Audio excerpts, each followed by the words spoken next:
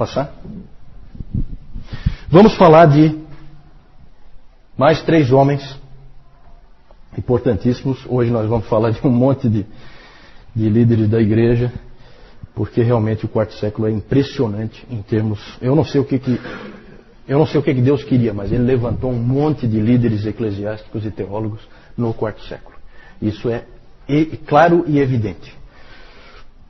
Vamos falar de Ambrósio, Jerônimo e Crisóstomo. Eu só queria então mostrar isso para vocês. Eu estou insistindo muito nisso, mas eu queria que vocês visualizassem. O Atanásio morreu em 373, final do quarto século. Quando ele morreu, os 3 capadócios estavam na faixa dos 40 anos. Todos eles. Eles tinham mais ou menos a mesma idade. O Ambrósio, o Crisóstomo e o Jerônimo estavam na faixa dos 30. E havia um jovem no norte da África, com 19 anos, quando o Atanásio morreu, que é o grande gigante Agostinho. Então vocês vejam o peso do quarto século para a teologia, para a igreja, para a história da igreja. É realmente impressionante o número de grandes homens ali, todos vivendo juntos, na mesma época. Vamos falar do Ambrósio, antes do nosso intervalo. Ambrósio. Quando se fala em Ambrósio, você pense num homem da igreja, um líder eclesiástico, um líder da igreja, um pastor, um pregador, e ele foi também um criador de estilos de adoração. Ele era um homem também da liturgia. Ele nasceu em Roma, de uma família aristocrática, e ele era político. Ele começou cedo na vida política e ele foi governador do norte da Itália. Governador do norte da Itália. Era considerado bom governador, muito competente. E ele era cristão, mas aquele cristão não dos mais dedicados, né? O foco dele era a vida política, a vida como governador lá no norte da Itália. O problema é que a igreja em Milão, onde era a sede do governo, a igreja em Milão vivia um período de grande turbulência, por causa da briga de arianos com os ortodoxos. Uns puxavam para um lado, outros puxavam para o outro. E era bem a época aí, vocês vejam que ele viveu de 339 a 397, então é aquela época depois de Niceia em que o Atanásio está brigando pela verdade. E os arianos ali estavam então puxando para um lado e os ortodoxos para o outro lado. E no meio da confusão tinha que se escolher um novo bispo. E no dia da escolha do novo bispo, o governador Ambrósio estava no meio da multidão. Do povo ali, o povo que ia escolher o novo bispo. E os dois lados brigando, não se entendiam, e de repente, no meio da multidão, uma criança começa a gritar: Ambrósio para bispo! Ambrósio para bispo! Não sei se era cabo eleitoral dele, o que era. Mas uma criança começou a gritar Ambrósio para bispo. Nem ele, nem ninguém jamais tinha imaginado essa possibilidade. Ele era o governador. Mas ela soou interessante para muita gente. E de repente todos estavam gritando a mesma coisa. E aí ele ficou naquela situação de que ele não tinha como recusar. Foi a aclamação do povo. Só que tem um detalhe, ele não havia sido batizado ainda. Então, gente, olha só que interessante. Em 8 dias... ele foi batizado, ordenado e ordenado bispo. Em 8 dias ele foi batizado, né? Porque vocês lembram que o batismo era, nessa época ele era adiado, né? Então ele foi batizado, aí ele foi ordenado presbítero, e daí de presbítero já foi ordenado bispo. Em 8 dias. Com certeza é um recorde na história da igreja. É um recorde, impressionante. E o Ambrósio administrou muito bem os problemas que havia na igreja, e ele começou a defender a independência da igreja em relação ao Estado. que era um problema nessa época por causa do Teodósio. O Teodósio era terrível, ele interferia em tudo. Ele tornou o cristianismo a religião oficial e aí ele passou a achar que era o dono da igreja. E aí ele dava ordem para todo mundo. E o Ambrósio foi quem mais resistiu. Essa foi uma grande contribuição do Ambrósio, porque ele trouxe equilíbrio. Ele brigou com o Teodósio várias vezes, apesar de ele ser o imperador. Então é um homem muito corajoso. Depois nós vamos ver ali a figura. O Ambrósio uma vez não deixou o Teodósio, que era o imperador, entrar na igreja em Milão, porque o Teodósio tinha massacrado umas pessoas lá em Tessalônica. Ele falou assim: você com essas mãos sujas de sangue não entra aqui. Então ele se pegava, sabe? É um homem de muita coragem, esse Ambrósio. Teve várias rusgas com o imperador. Não tinha medo e sempre lutou pela independência da igreja. Também era um excelente pregador. Aparece ali. Pregador fantástico. Um homem de retórica fora de série. Extremamente eloquente. Na verdade, depois nós vamos falar do Agostinho. Agostinho foi para Milão só para vê-lo. Só para vê-lo. Depois eu vou falar disso. Gente, então, grande pregador. E o mais interessante é que de todos os pais da igreja que nós vimos até agora, ninguém chegou tão perto até agora da doutrina da graça. Esse Ambrósio chegou muito perto de entender a doutrina da graça. E o Agostinho vai construir em cima disso, pode ter certeza. Tá? Quando vocês pensarem em Agostinho, pensem em Ambrósio também. Esses dois homens, eles têm uma ligação que Deus quis que eles tivessem. Tá? Nós vamos ver depois. Ambrósio lutou contra o neopaganismo, porque especialmente nos níveis mais elevados ali da sociedade romana, o paganismo estava voltando. Muita gente achava que o cristianismo tinha enfraquecido Roma, e que bom mesmo era na época dos deuses, e tinha muita gente querendo trazer de volta, e o Ambrósio lutou contra isso, também lutou contra o arianismo, que voltava toda hora pelo norte. Ele está muito perto dos bárbaros, tá? Esse Ambrósio. Porque ele está lá no norte da Itália. Então ali os bárbaros estão sempre por perto. Então eles vêm ali, mercadores e coisas, e eles trazem o arianismo deles de volta. E começa né? Então ele também lutou contra o arianismo, também foi um defensor da ortodoxia. Ele chegou muito perto da doutrina da graça. Vejam essa oração dele, em que ele diz assim: ó Deus, que olhaste para nós quando nós estávamos caídos na morte e resolveste nos resgatar pelo advento do teu Filho unigênito.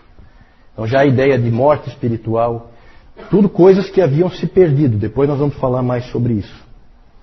Outro aspecto importantíssimo do Ambrósio é a liturgia. Ele organizou de uma maneira especial o culto, deu uma forma ao culto especial, com uma sequência litúrgica, e ele também foi um grande compositor de hinos. Ele deu muita ênfase à música, e inclusive Agostinho escreveu o seguinte: como eu chorei com o canto dos hinos da igreja. Quando Agostinho ia lá na igreja em Milão, e aí a igreja cantava os hinos que o Ambrósio compunha. E eu estava até procurando, eu estava olhando na internet, tem vários hinos que se canta hoje em dia ainda com letras do Ambrósio. Não aqui no Brasil, mas nos Estados Unidos. Você vai naquele Cyber Hymnal, que tem, é um site que tem na internet, que cataloga tudo que é hino. E lá você vê vários hinos com letras do Ambrósio. Né? Impressionante. Claro que daí traduzido para o inglês, né? Mas é aqueles hinos de antigamente, né? Muita teologia ali. O Ambrósio sempre achava que os hinos se prestavam tanto para a adoração como para o ensino. As pessoas, elas cantavam e elas aprendiam quando elas cantavam. Né? Ele achava isso muito importante. Ele, pastor que era, se preocupava com isso. E foi ele que ajudou Agostinho a chegar à fé. Vamos falar do Jerônimo, que é o próximo aí. Ou nós vamos voltar a falar do Ambrósio ainda, porque nós vamos falar do Agostinho, tá? E, como eu disse, Ambrósio e Agostinho estão ligados. Vamos falar do Jerônimo. Nasceu na Itália, também de família rica. E diferente de Ambrósio, você tem que pensar do Jerônimo não como um homem da igreja. Ele, na verdade, não é uma pessoa que goste de pessoas, certo? Ele é um intelectual. Claramente um intelectual, um acadêmico, um teólogo. Esses indivíduos também têm o seu lugar na igreja e também contribuem para a igreja. Algum motivo Deus tem para levantar esse tipo de pessoa. Ele tinha uma biblioteca impressionante, uma das maiores bibliotecas individuais no seu tempo. Ele comprava e colecionava tudo que era livro, comprava todos os livros que ele podia comprar. Adorava ler o Cícero. Parece que todos eles gostavam de ler esse tal de Cícero, né? Acho que eu vou ter que ler esse tal de Cícero também. O Cícero quando se fala em Cícero, é filosofia, tá? Esse Cícero, ele escreve filosofia grega. E ele gostava muito de ler o Cícero, até tem uma história interessante, porque apesar do Clemente e do Orígenes, vocês lembram, quando eles falaram sobre a filosofia grega, eles disseram que não tinha problema nenhum em você ler essas coisas, que é bom. Lembra que nós falamos sobre isso quando a gente falou de cristianismo e cultura? Mas o Jerônimo se sentia culpado quando ele lia o Cícero. Ele se sentia muito culpado e tal, porque aquilo não era um escrito pagão, na verdade. E então ele se sentia culpado. E uma noite ele teve um sonho em que ele foi colocado diante de Jesus Cristo. E aí Jesus Cristo disse que você não é cristão, porque você lê Cícero. E aí aquilo marcou ele profundamente, aquele sonho. Tem mais detalhes aí que eu não vou entrar agora, mas aí aquilo marcou ele profundamente. Dali para frente, então, toda vez que ele tinha vontade de ler o Cícero, ele então lia a Bíblia um monte para compensar. Né? Como é o ser humano, né? O ser humano é sempre a mesma coisa. Fazia uma compensação. Então ele lia um pouquinho do Cícero, e aí ele lia um monte da palavra e tal, para compensar. E ele queria muito deixar de ler o Cícero, não precisava mais ler o Cícero. Ele era viciado em Cícero. E aí ele acabou, nunca conseguiu parar de ler, e alguém uma vez disse para ele assim, mas você está lendo Cícero? Sim, mas e o teu sonho? Aí ele olhou assim e falou, bom, você sabe, né? A gente não pode dar importância demais para sonhos. Então ele acabou cedendo, né? A maior obra de Jerônimo, com certeza, quem é que sabe? Alguém sabe? Qual é a grande obra de Jerônimo? Ninguém? Tradução da Bíblia pro latim. Como é que é o nome dessa? A Vulgata Latina, exatamente, a Vulgata Latina. Essa é a grande obra dele, trabalhou 22 anos nisso, porque é interessante que ele sabia muito bem, fluentemente, o latim, o grego, que era comum, né, saber essas línguas. Todos os indivíduos que escreviam nessa época no Ocidente sabiam o latim e o grego, e no Oriente sabiam o grego. E o interessante é que ele, uma coisa que não era comum nessa época, ele conhecia também o hebraico. Então ele foi capaz de traduzir diretamente do hebraico o Velho Testamento. E o interessante é que o Jerônimo incluiu só os 39 livros canônicos. Ele não incluiu os outros, ele considerava os outros não canônicos. E isso é muito interessante porque a Vulgata Latina é a Bíblia oficial da Igreja Católica. Só que o Jerônimo não aceitava nenhum outro livro que não fossem os 39. Outro aspecto interessante, e que é um pouco irônico, é que a Vulgata, depois na história da Igreja, acabou sendo uma prisão da palavra. Por quê? Porque o catolicismo romano, ele aprisionou a palavra no latim, certo? Meu pai pegou ainda, né, a missa em latim, que é uma coisa recente dentro da história. Então o latim é a língua divina, vamos dizer assim, certo? Só um minutinho, só que o Jerônimo, o que nós temos que ter em mente é o seguinte, não vamos culpar o Jerônimo por isso. Porque quando o Jerônimo fez a tradução dele, ele estava traduzindo para a língua do povo. E nisso ele é um protestante, e não um católico romano. Ele está pondo a Bíblia na mão do povo, certo? Então não vamos culpar o Jerônimo pelo aprisionamento posterior que a Igreja Católica Romana fez da palavra dentro da Vulgata. O Jerônimo também escreveu muitos comentários da Bíblia. O Agostinho escreveu para o Jerônimo, escreveu uma carta para o Jerônimo dizendo assim: eu te agradeço pelos teus escritos, porque Deus deu alguém como você para você mesmo, para mim e para toda a igreja. Isso Agostinho escreveu para o Jerônimo, apesar dos dois terem brigas seríssimas, discussões seríssimas. Por quê? Porque o Jerônimo é um sujeito absolutamente intratável. Ninguém suportava o Jerônimo, certo? Ele não era uma pessoa fácil. Temperamento terrivelmente difícil, ele ofendia-se com qualquer coisa. Podia facilmente humilhar as pessoas que não concordavam com ele, e humilhava mesmo. E também as pessoas que ele considerasse pouco inteligentes. Ele humilhava mesmo. Então, uma pessoa daquela desagradável realmente. Desagradável. Itália, ele é italiano. Mas ele foi depois, ele é respeitado tanto no Ocidente como no Oriente. Porque no Oriente ele foi para Belém, né? Ele se estabeleceu mais tarde como monge em Belém. É interessante isso aí. Nós não temos tempo para entrar em detalhes disso aí, tá, gente? A gente sempre coloca aqui um resuminho com alguns aspectos que a gente considera interessantes e importantes. Foi um grande intelectual e também foi um monge. Só que ele foi um monge diferente dos beneditinos, porque os beneditinos suavam a camisa uma barbaridade, tinha que ter uma disciplina tremenda. Ele era um monge que queria sossego. Então ele foi para Belém se isolar para poder escrever, para poder fazer o trabalho dele. Nada desse negócio de ter muito horário, que nem os beneditinos, e ficar trabalhando no pesado. Isso aí não era com ele, não. Tá? Como monge, ele começou a escrever cada vez mais sobre o celibato. Esse é um indivíduo importante na influência sobre o catolicismo romano quanto a caráter superior do celibato em relação ao casamento. Ele cada vez escreve... Bom, um indivíduo desse nem tinha condição de casar mesmo, né? Porque quem é que ia casar com um sujeito desse? Nessa época havia um crescente interesse no celibato e na virgindade e dentro da igreja, e o Jerônimo influenciou muito isso. Com ele ficou isso ainda mais forte. O professor Calhoun, ele diz que se Jerônimo fosse dar notas, ele daria para o celibato um 10, para a viuvez um 6 e para o casamento um 3. Certo?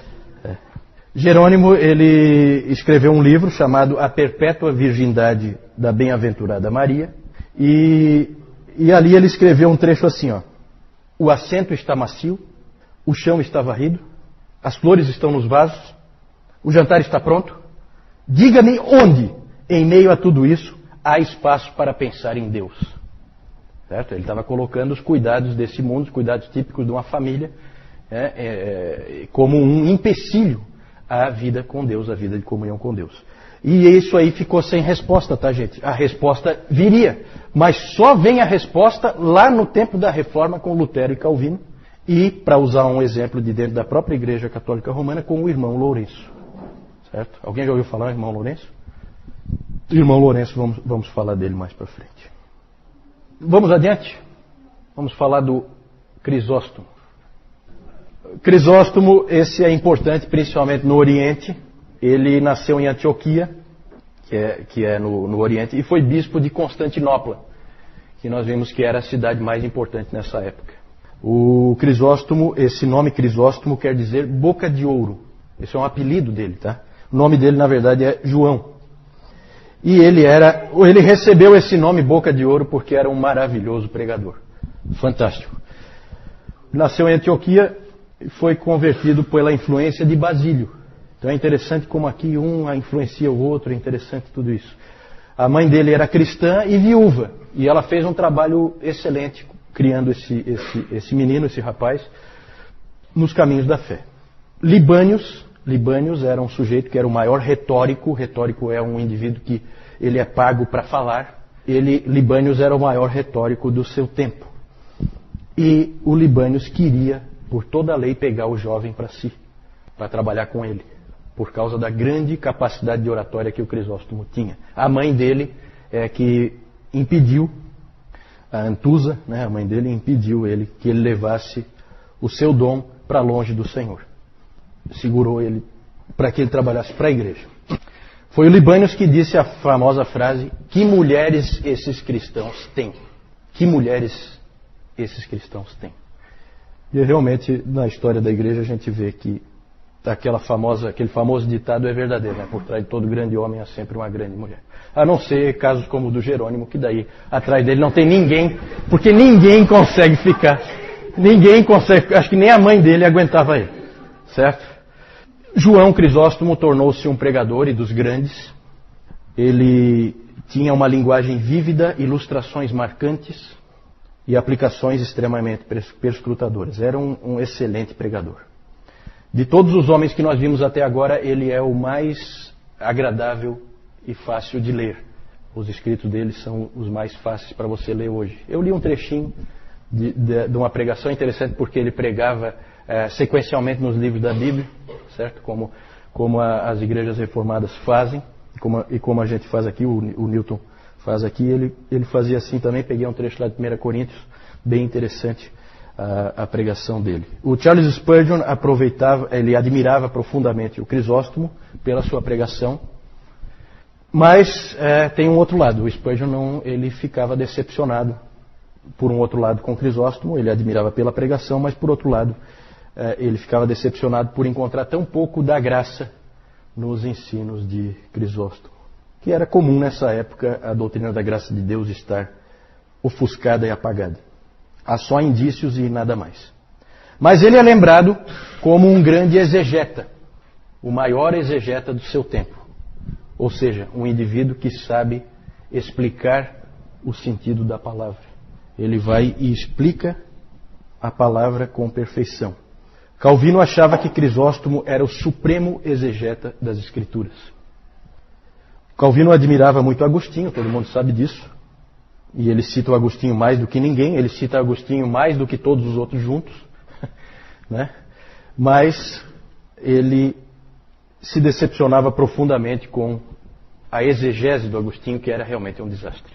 Por quê? Por que o Agostinho errava na exegese? Porque ele era adepto da escola de Alexandria de interpretação da Bíblia, o Agostinho. E eu vou mostrar para vocês daqui a pouco uns exemplos da escola de Alexandria, vocês vão entender por quê. A escola de Alexandria sempre interpreta a Bíblia de maneira alegórica. Existe o sentido literal, mas eles consideram o sentido literal inferior, não tão importante. O mais importante é o sentido escondido, místico, nas Escrituras, certo? E o Agostinho foi um pouco atrás disso aí. A outra escola era a escola de Antioquia, que sempre pregou o sentido literal das Escrituras. E o Crisóstomo é da escola de Antioquia, certo? Então a gente, com certeza, nós nos sentiríamos muito mais confortáveis em Antioquia do que em Alexandria, né? Nós hoje interpretamos a Bíblia o mais literal possível, certo? O que deixa todos impressionados é o seguinte: como é que pode o melhor exegeta não ser o melhor teólogo? Isso é um enigma que o próprio Calvino se questionava. Como é que pode o maior exegeta, o indivíduo que mais entendeu o que está escrito ali na palavra, não ser o maior teólogo? O maior teólogo é Agostinho. Como é que pode isso? Eu não sei, eu acho que ali Deus deve ter mostrado que nenhum homem se basta a si mesmo. A igreja precisa sempre de todos. Eu acho que é isso, né? E ninguém é perfeito. Ele foi também, esse Crisóstomo foi um grande pastor. Ele ainda não era pastor, ele ainda não era presbítero, e ele já escreveu um livro sobre o ser presbítero, né? Mesmo ele não sendo. E é um belo livro. O Calhoun disse que é um livro útil ainda hoje. E ele escreve que o pastor deve ter grande discrição e grande zelo. Deve ser uma pessoa discreta e extremamente zelosa. E o Crisóstomo disse que o ofício do pastor é duplo: povo e pregação. Você deve dar ênfase idêntica a essas duas coisas. A ênfase deve ser a mesma: cuidar das pessoas e cuidar da pregação. Certo? Aí então nós vemos aquele quadro ali, é o Ambrósio recusando a entrada do Teodósio. Não vai entrar na igreja de jeito nenhum. Certo? Esse é o quadro que está lá. Ali o Jerônimo, é interessante porque o Jerônimo, ele lá em Belém, ele acabou se associando com algumas freiras, e ele ensinava essas freiras, e com elas ele se deu muito bem. Que é uma coisa que surpreendeu todo mundo, porque ele não se dava bem com ninguém. Certo? E aqui o Crisóstomo, ele era realmente, bem assim como está retratado aí, ele era baixinho. É engraçado quantos grandes pregadores eram realmente tampinhas, né? Dr. Lloyd Jones eu acho que era desse tamanho, assim, né? E é um pregador fantástico, segundo John Piper, o maior pregador do século XX. Gente, eu quero mostrar só para vocês a interpretação alegórica, tá? O grande destaque da interpretação alegórica é Orígenes, tá? Aquele que quando era bom era muito bom e quando era ruim era muito ruim, certo?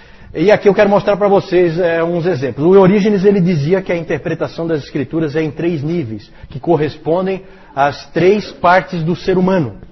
Tudo isso aí ele tirou da filosofia, tá? Da filosofia grega. platônica. Então o nível da carne é a interpretação literal e óbvia da Escritura. Então aquilo que você lê ali, a interpretação literal, corresponde à carne ou ao corpo humano, que é visível e evidente a todos que o veem. Esse tipo de interpretação é para os indoutos. O nível da alma. Aqueles que já fizeram algum progresso na vida cristã começam a discernir sentidos mais além do óbvio. Tá? Isso aqui eu tirei de um artigo do Augusto Nicodemos, tá? É um artigo bem legal sobre a interpretação das Escrituras. Tem lá no Monergismo. E o nível do espírito, que é o máximo, né? A interpretação alegórica, própria dos que são espirituais. E é um desastre, vocês vão ver. É um desastre, né? Vamos ver então alguns exemplos de interpretação alegórica. Olha só, Rebeca vem tirar água do poço e encontra os servos de Abraão. Gênesis 24. O que isso significa? Significa que diariamente devemos vir aos poços da Escritura para ali nos encontrarmos com Cristo. Era isso que o texto queria dizer, certo? Faraó mandando matar os meninos e preservando as meninas hebreias. Mata os meninos, mas não mata as meninas. Êxodo 1. Os meninos significam o espírito intelectual e sentidos racionais, enquanto que as meninas significam paixões carnais. Certo? É bem equilibrado, como vocês podem ver.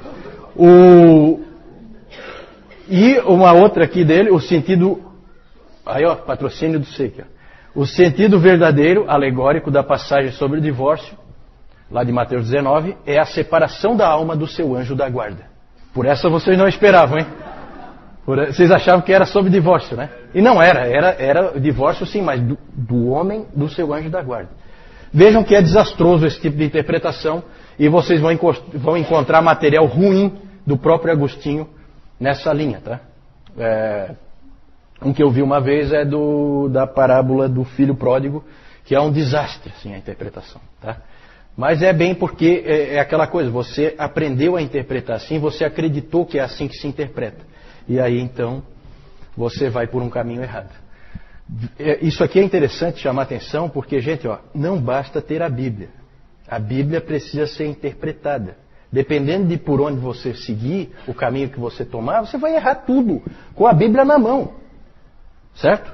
Por isso que a gente precisa ser auxiliado pelos nossos irmãos, auxiliado pela igreja, certo? Para a gente não errar tudo. A Adriana está colocando se essa ascensão não foi uma coisa meio arranjada, uma politicagem. Não, eu creio que não. Eu creio que foi espontâneo e foi aclamação, né, do povo. O povo queria ele como bispo. Né? Ele tinha sido um excelente governador e eles queriam ele como bispo. Não, ele na verdade deixou de ser governador em função de se tornar bispo, né? Ele passou a ser só um bispo.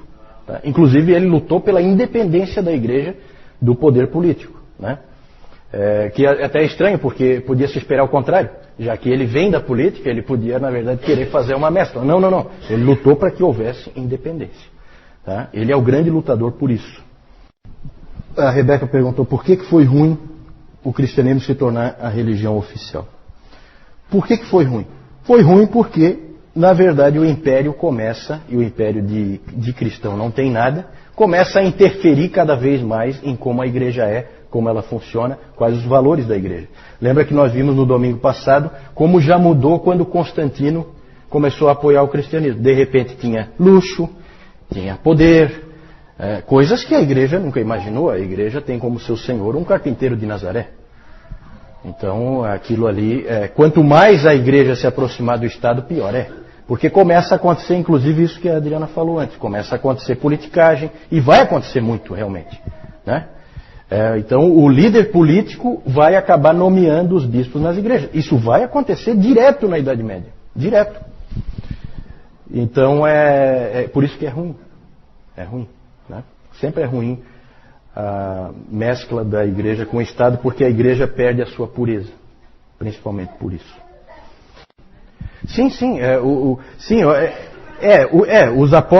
Os apócrifos foram incluídos na Bíblia Católica Romana no Concílio de Trento em 1543, eu acho. 7. Eles foram incluídos na Bíblia Católica naquela ocasião, mas eles já existiam desde a época do Jerônimo, são livros antigos, tá?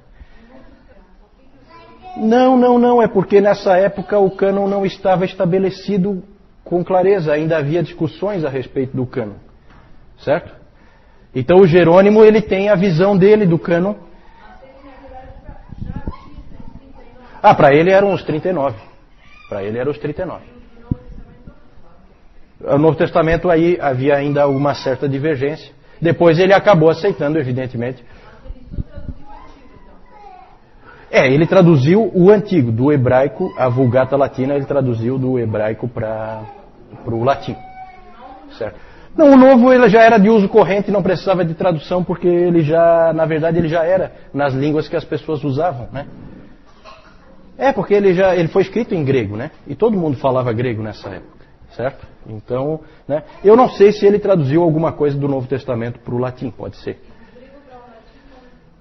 Aí eu não sei. Na verdade, nessa época, aí eu quero só fazer uma observação, não é que é a primeira tradução do Velho Testamento para o latim. Tá? Só que é a melhor. Já tinha outras traduções, só que com pouca qualidade e sempre traduções que vinham da Septuaginta. Então era traduzido do grego, não do original, era traduzido do grego para o latim. Essa foi uma tradução do hebraico para o latim, direto do original, certo?